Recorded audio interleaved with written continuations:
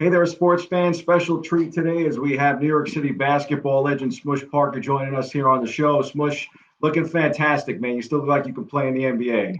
I feel like I can still play in the NBA. All the time when it comes up to New York City legends and the greats of basketball that have come through this city and that I've got an opportunity to watch. I tell people all the time that you are the greatest I've ever seen, especially at Hoops in the Sun in the Bronx, the best to ever play in the park. And it's like I said, an honor to have you on the show here today.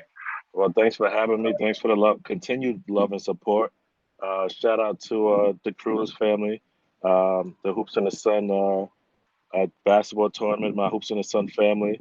It was a joy and a pleasure playing in their tournament, and playing in that tournament, I built many relationships, including ours. Had a chance to talk to you off camera. I still can't believe also that you've had to deal with battling COVID-19. I mean, that's crazy to have to be someone that has overcome coronavirus and is having several friends that haven't been able to overcome the virus. I'm very happy that you're still with us. Yeah, I thank God every day. He saw me fit to see the virus, meet it head on, and then overcome it. So I thank my Lord and Jesus Savior, my Lord and Savior Jesus Christ for bringing me through. I think it's great too to be able to update the community on all of the things that you've been able to do with your nonprofit. I was hoping that you could tell the people here in the Bronx and New York City about some of your charitable endeavors and how you've also offered even some of the equipment that you have in your house to people that are trying to create, things that are needed for the virus.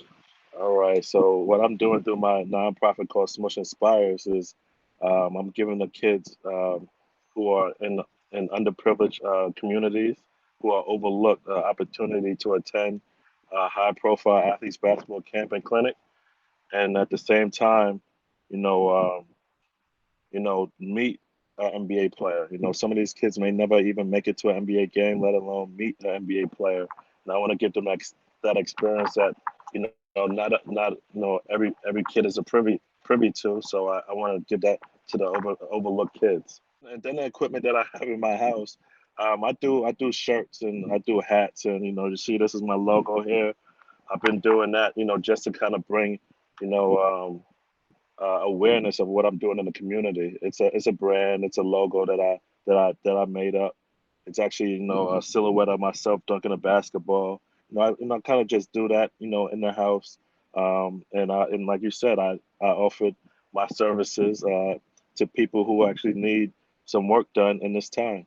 I know oftentimes maybe athletes don't get the love when it comes to being anything but athletic, but you're really, a renaissance man in your post career from basketball, not just now with these endeavors with the nonprofit and helping people in communities, but also as a fast track perhaps to refereeing in the NBA. Tell us a little bit about that. Yes, sir. That's the second part of my life that I'm working on. Even though I still look like I can play in the NBA, those days are behind me. Right now, I'm working on trying to become an NBA official, and it's a 2 3 year process for myself. Hopefully, it doesn't last any longer than that. But you'll soon see me back in the NBA. That's awesome, Smush. I can't wait for that. I think it's been so cool to be able to go on to your social channels and get a chance to watch some of these highlights. Now I know how great you how great you are, but maybe the kids of today's generation lose sight of how great some of those players were in the past. For me, my legacy is attached to one of the greatest basketball players to ever play the game. My legacy is attached to playing for the most historic NBA franchise in NBA history, and my legacy is attached to playing for the most decorated coach in NBA history, Phil Jackson, Kobe Bryant, and the Los Angeles Lakers. I'm fortunate enough that my story might not ever be forgotten because of those three attachments, I should say. But to segue into the Last Dance, people have forgotten, even people my age have forgotten how great Michael Jordan was. And it's unfortunate that people who have lived to see Michael Jordan actually really play the game forget how great he was because we have current greats. We have a LeBron James, we had our Kobe Bryant, we have you know Shaquille O'Neal's, we have those guys, D Wade, we have those guys, and of course they're younger and more relevant than Mike, but Mike was a different animal. Kobe Bryant, of course, was a different beast too, and you got a chance to attend those ceremonies in Los Angeles in January. How difficult a time has this been for you as someone that had a friendship with him? Man, I tell you this, man. When I first heard the news, it definitely shook me to the core. Um, it definitely broke me down, tremendously. We all, hope and pray that, he's resting in peace. Um, but more importantly, I'm keeping this family up in prayer right now. The Bryants who have seemed to be very strong in this time, and I'm keeping them in my prayers. But it definitely took my world by storm, hearing about the tragic loss.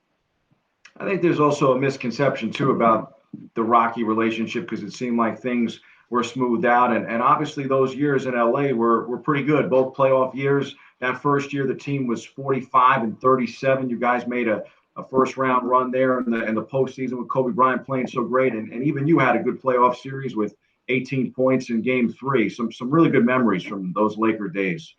Man, there was some awesome times. Definitely playing in the Staples Center. In front of the greatest of the greats of the world. It was Hollywood. You had all the actors, models, actresses, producers. Everybody was there to watch. So we were playing on the grand stage. I was playing on the grand stage, and to make it to the playoffs and go up against the great, Phoenix Suns, Steve Nash at the time. Just great and wonderful memories.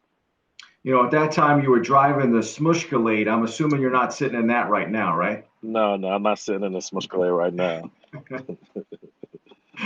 you know, um, I tell people all the time too when it comes to careers. I mean, you had a very good college career, but of course you go undrafted at a Fordham, and then you take really an interesting path because you get signed as a free agent by the Cavaliers, and then of Hmm. course out of the NBA playing overseas, you win a championship in Greece, and then back in the NBA, and you played with several different teams. So maybe a bit of an unconventional path, in terms of what you would have necessarily liked, just to be drafted by the league right away, but to eventually ascend to be a starting point guard in the NBA. I think it speaks to your hard work and dedication. Tell us a little bit about that path that you had to endure just to get to the league and stick.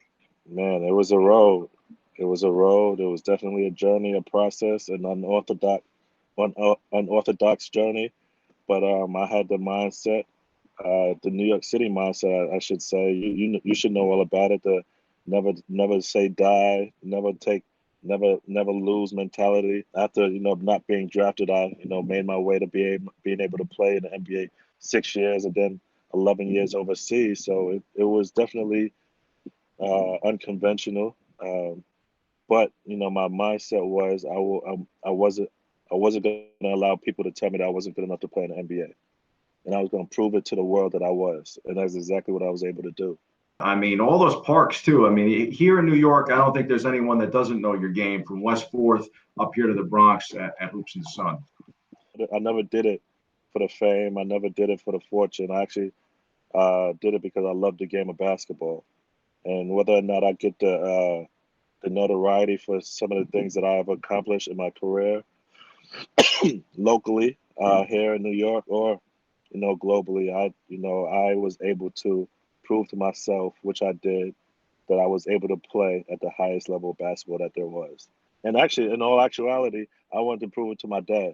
I wanted to do it for my dad, and I did that. So that's all that matters to me. Well, we definitely appreciate everything that you're doing for the communities with your nonprofit. I can't wait to see you perhaps in the NBA as a ref very soon. Just love to see the NBA back and with you in it.